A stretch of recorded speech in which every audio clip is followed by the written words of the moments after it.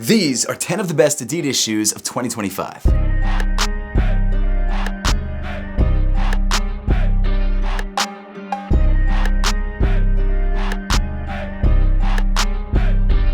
If you're a sneakerhead or you're into fashion at all, you know that 2025 has been one of the best years for sneaker releases in a really long time. And I'm not just talking about like Nike and Jordan and New Balance and brands like that. I'm talking about Adidas, Asics, Hoka. It's across the board. And as we've gotten closer to the end of the year, Adidas has put out some of their best sneakers of the entire year. And so in today's video, I'm counting down the top 10 best and most popular Adidas sneakers that you can grab. And of course, if you do want to grab any of the sneakers in today's video, I've made sure to link them through the YouTube shopping tab on your screen. A lot of them are going for under retail, so make sure to check them out through those links. With that being said, let's dive right into the video with the honorable mention. The Adidas Gokana. Partly inspired by the 2008 Adidas prototype shoe, the Adios Neftanga, the Gokana is a shoe that mixes both modern technology with classic looks. The word Gokana means luxurious and plush in Japanese, and this shoe is actually also inspired by Japanese fashion and culture. While not as popular as I think Adidas was hoping this release would be, it is definitely a pair that I feel like is underrated and worth checking out. The shoe features light strike cushioning in the midsole, which makes it pretty soft underfoot. It's also a wide shoe, so you do get some nice stability there, which is appreciated. And the upper is really nicely padded, making this overall a relatively luxurious and plush ride. The design of this shoe is also really interesting. It's bold, it's out there, and it's different.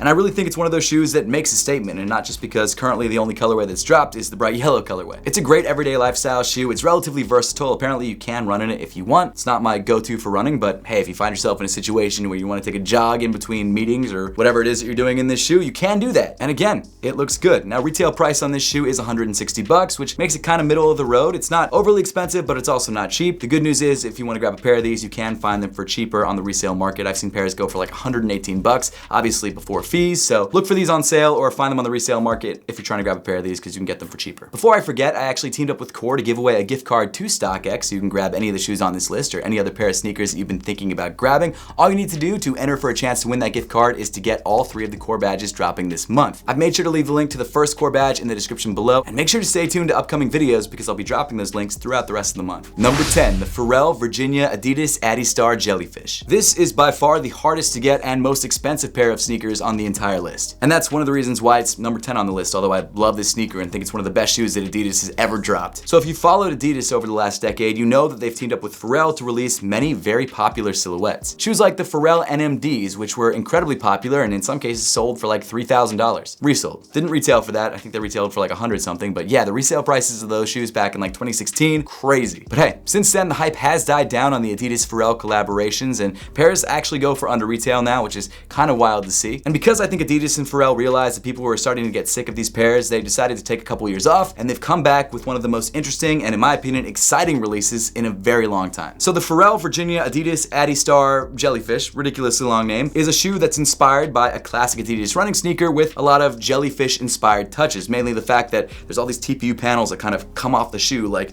little tendrils or tentacles. The shoe is also a chunk. This is a size 9. It looks like a size 13. I can't believe how big this sneaker is and honestly how heavy it is as well. It's not a light shoe by any stretch of the imagination. What's cool though is that Adidas has very successfully created something that looks like an out there and futuristic designer shoe while still creating something that's wearable and comfortable. Like even though the shoe looks insanely wide, your foot really does still sit right in the middle and the upper is not as wide as you would think it is because of these like TPU panels that come off like this, making it look like a truck. Now I realize the look of this shoe is crazy and it's out there and it's polarizing and not everyone will love it, but if you like a wild aesthetic and you like a shoe that not a lot of people have right now because of how limited it is, this is a great new silhouette, and I think Adidas and Pharrell absolutely killed it. Now, if you missed out on these, the good news is they're going to release more in the future. I believe there's a colorway that's very similar to this, dropping in the next month or so, that switches out the orange for green. Problem is, this shoe retails for $300, which is insane, to say the least, but also, it's very limited, and I bought this pair. If you're not a sneakerhead, you're not going to get this, but I bought this pair for $950. It sounds stupid, but that's because that's what they're going for right now. So maybe if you get a pair,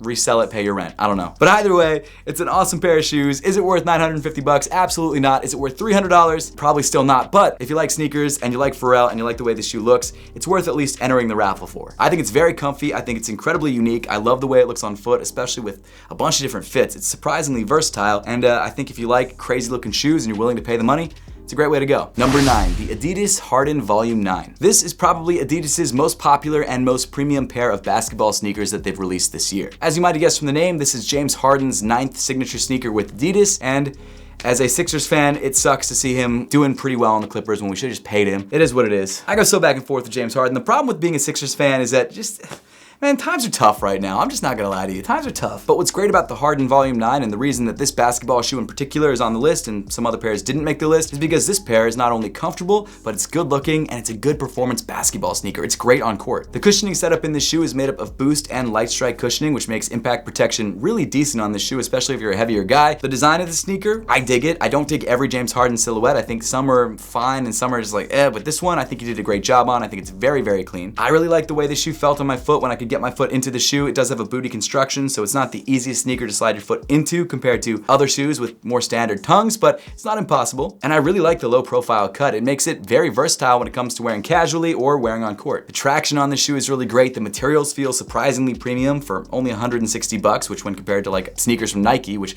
retail for $200, like a pair of LeBrons, it compares really well for $40 less. And these synthetic sort of molded materials used on the upper do a good job of literally containing your foot very well, so you don't feel like you're gonna slide off the footbed. All around, good performance basketball shoe. I think it looks really good, but the reason the shoe is lower than another certain Adidas basketball shoe that we're gonna talk about in a minute is because price point wise, I feel like while 160 is good, there's another pair coming up that is almost as good, but for way less money. But hey, if you like the way the shoe looks and you're looking for a more max cushion style setup for on-court performance, then this is the Adidas shoe that you should go with. Number 8, the Adidas Superstar. The Adidas Superstar, or shell toe, or whatever you wanna call it, is one of the most iconic Adidas sneakers of all time. It's been around for 50 plus years, and in my mind, I put it on the same level, and I think it's comparable to like the Nike Air Force 1 in terms of cultural impact. It truly is one of the most classic Adidas sneakers of all time, and it never really has gone out of style. And even though it's not like the most popular Adidas model of the moment, it's still a very popular shoe and sells incredibly well, and when you buy it, I mean, you're not gonna regret it. It's relatively comfortable, although it's got a rubber cup sole, which isn't the softest. In the more classic colorways, it comes with either a black or white leather upper, accented by either a black or white Adidas 3 stripes logo. Of course, you've got that rubber hit on the toe, the shell toe, which gives it that iconic look and makes the toe much more durable. And it's a shoe that you truly can throw on with anything. I think more so than any other shoe on this list, truly. It's clean, it's very wearable, and it's just $100. And actually, shout out to my friend and fellow YouTuber Kais Omar. He's dropping his own collaboration with Adidas on the Adidas shell toe, or the Adidas Superstar. I think it drops near the end of September, exclusively in LA. It's fire, and the materials he used are incredible. It's like this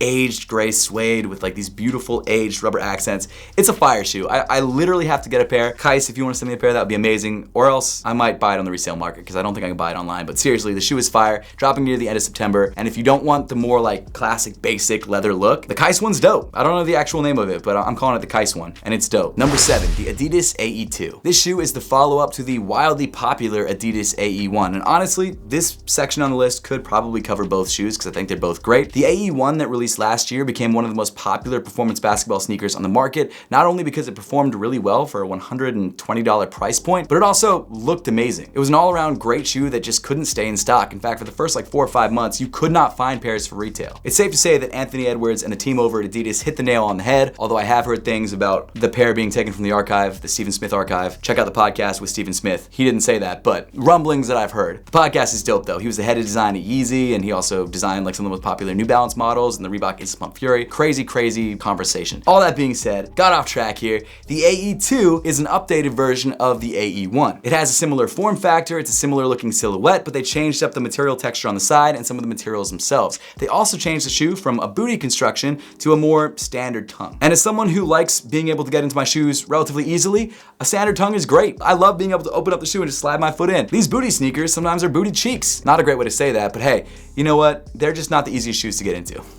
The question is, will the AE2 live up to the hype and the popularity of the AE1? My guess is it won't be as popular of a sneaker just because I've seen the hype. It doesn't seem to be as much as the first pair, and I think people really prefer the look of the first one to the second one. But with that being said, it's still a $130 basketball sneaker. I have a pair in hand. I think it's great. It's got a mix of light strike and light boost cushioning in the midsole, which makes it pretty nice underfoot. Like I said, it's also easier to get into, and I think the upper is just a bit more comfortable and flexes with your foot a bit better than the original. So I personally prefer the way it feels on foot. foot, but hey, everyone's different, and until we see a lot of basketball players playing in it and get sort of their feedback, I don't really know what performance is gonna be like compared to the AE1. But I will say it's worth checking out if you like Anthony Edwards and you like good budget basketball sneakers. And hey, if you don't like the way it looks, grab a pair of AE1s. There's probably a bunch of pairs available on sale, and there's definitely pairs available through the YouTube shopping tab on your screen for well under retail. Number 6, the Adidas Campus Double Zeros. Even though this pair looks like a classic Adidas silhouette from maybe like the 90s or early 2000s, it's actually a brand new silhouette, or at least brand new over the last like 3 or 4 years,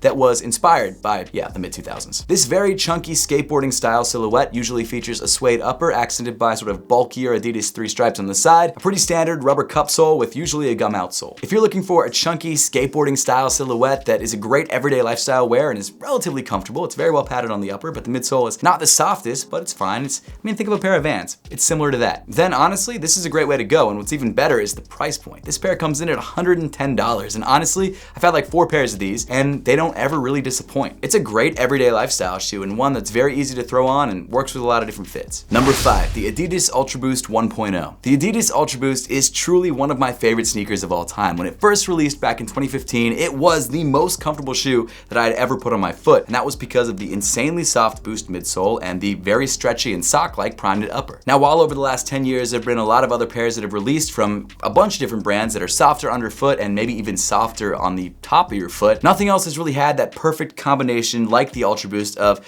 a great everyday lifestyle sneaker, but a great pair that you can truly run in on a day-to-day basis and have a very well cushioned ride. I mean, sure, I guess you can argue that point, but in my opinion, the Ultra Boost 1.0 is still one of the best sneakers of all time. It changed the game in terms of underfoot comfort, and it also is just a great looking pair of sneakers. Even Adidas themselves have released many different versions of the Ultra Boost, but truly the most popular of all of them was the 1.0, and that's why they brought that shoe back in I think 2020 or 2021, and since then it hasn't left shelves. Now granted, this shoe is priced at $180, which seems very, very high, and it's frustrating, especially when you consider the fact that this is mainly a lifestyle sneaker and there's a lot of other shoes, including newer Ultra Boosts, that feature more boost cushioning in the midsole, so it's not even the softest shoe underfoot anymore. So $180 for a pair of Ultra Boosts is a tough ask. Now I'm pretty sure that was the original price point back when they dropped, so it's not like they raised the price, but it's still expensive for a pair that you're not buying as a performance running sneaker or performance shoe of any kind. The good news is though, if you want a pair of these, they are selling for well under retail at your local sneaker stores and also online. You can buy pairs of these on the resale market for like probably under $100 in certain colorways. In my opinion though, it still absolutely holds up. If you can grab it for under retail, then it's a bargain. The upper is so breathable, it's so stretchy, it feels so good, especially with a pair of Apothecary socks. My sock brand, we make the best socks in the world. You can check them out through the link in the description below. Use code Seth for $10 off of your first order and make the Ultra Boost or any of the shoes on this list more comfortable than they already are. But the Ultra Boost 1.0 is truly a great all-around sneaker, and I do think it's worth the $180. But of course, if you can find it for cheaper, that's a win. Number 4, the Adidas Gazelle. The Gazelle is another one of Adidas's classic silhouettes. There's gonna be more of them on the list, as you will see, that's been around for decades and decades and decades, and now in the 2020s is having a huge resurgence in popularity. Although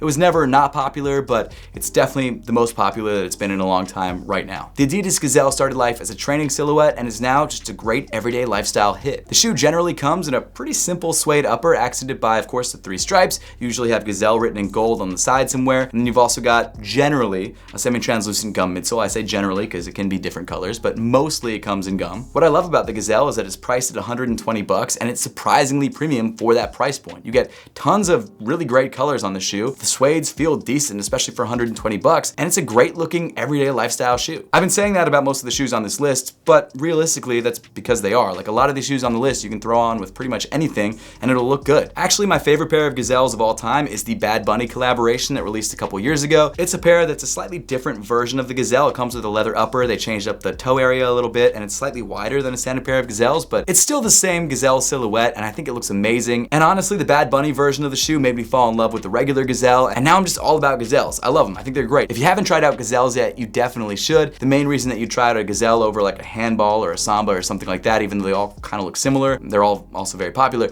is because the Gazelle comes with a bunch of different colors on the suede upper. That's generally the reason you pick a Gazelle over something else. You like the gum midsole paired with a certain color on the suede. The fit on all of these shoes is also somewhat different. Like I would say the Gazelle is a bit wider than the Samba. The Samba is a generally pretty narrow shoe, so if you like a slightly more wide fit, go with the Gazelle over the Samba. The Handball, the midsole is slightly different. The fit also is a little bit different, but really you can't go wrong with all 3 of them. And as you probably could have guessed, the other 2 are also on this list. Coming in at number 3 is the Adidas Samba. No surprise here that this shoe is this high on the list. The Adidas Samba is one of the most popular sneakers of all time. This shoe, like the Handball and like the Gazelle and also like the Superstar, is having a huge resurgence in popularity. It's kind of been that way for the last 5 years. I don't know how much longer the Samba is going to be this popular, but it seems like the hype is not really dying down that much. The Adidas Samba actually started life out looking pretty different, and that's not just because it came out like 75 years ago. It's because the shoe was meant to be sort of a rugged soccer shoe, and then it slowly transitioned its way into an indoor soccer shoe, and then slowly became just more of a lifestyle sneaker. And even now, there's actually tons of different Adidas Sambas out there. There's designer ones with these super long tongues that you kind of flip over the top. There's soccer ones with a super long tongue. There's the standard one that everyone has with a shorter tongue that usually just comes in like white, black, and gum, or black, white, and gum, depending on which colorway you get. There's tons of different material options. It's a very European sort of vibe, and if you like that sort of very narrow European look, then the Samba is a good way to go. It's also a pair that a lot of girls love. For some reason, women really love the Samba. Men love it too, but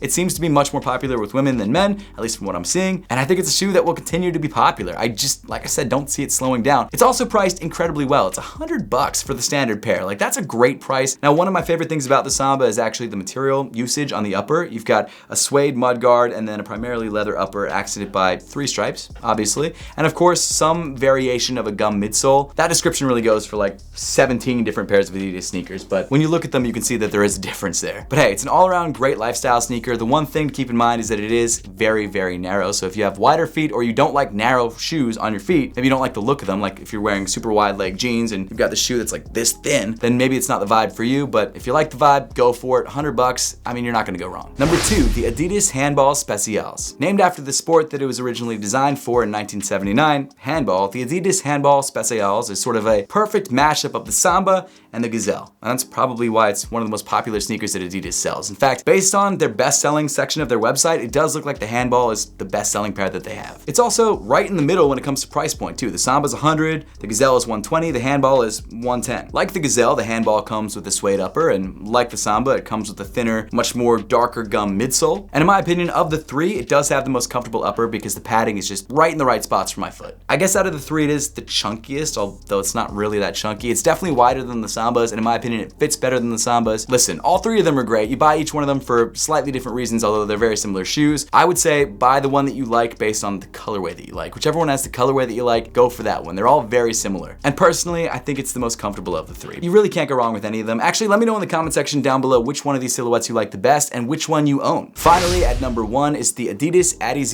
Evo SL. This shoe completely took me by surprise. I had no idea this shoe would be as popular as it is. The Evo SL first released in incredibly limited quantities at the end of 2024 and had a much larger release, or I guess the general release, in March of 2025. As you could probably tell from the style of this sneaker, it's made to be a performance running sneaker. This was actually designed to be a shoe that was only made for running, but it kind of became co-opted by the lifestyle sneaker community and became just an everyday hit. In fact, most of the people that I've seen wearing this shoe are wearing it casually, including myself. I have gone running in this shoe and it feels great underfoot. It's not my everyday running sneaker because I have so many different running sneakers. I like to balance them out a little bit, but it is a pair that I wear very heavily casually. The minimal aesthetic of this shoe is incredible. It looks great with a lot of different fits. The midsole is incredibly soft and comfortable underfoot, and that's because of the Light Strike Pro cushioning that they're using, but it's the kind of shoe that honestly, it works great for both lifestyle and for running. And if you're looking for just a very comfortable max cushion style sneaker that looks good and is incredibly popular as a lifestyle shoe, the Adidas Evo SL is a great way to go. It's also just a great running sneaker. If you're looking for a great running sneaker, also a great pick. That's why this shoe is number 1 on the list, because it probably is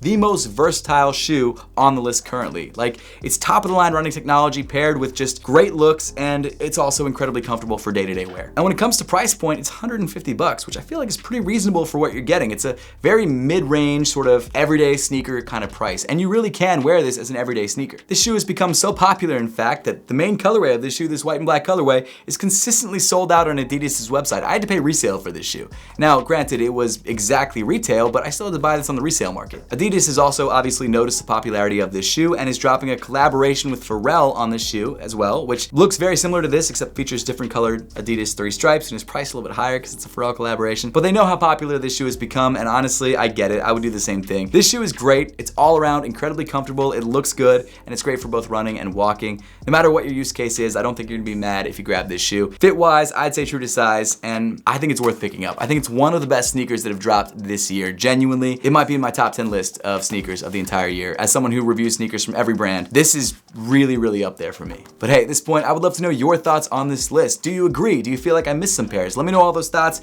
in the comment section down below. As always, thank you so much for watching. Make sure to sure to subscribe if you haven't yet, and I will see you all in the next one.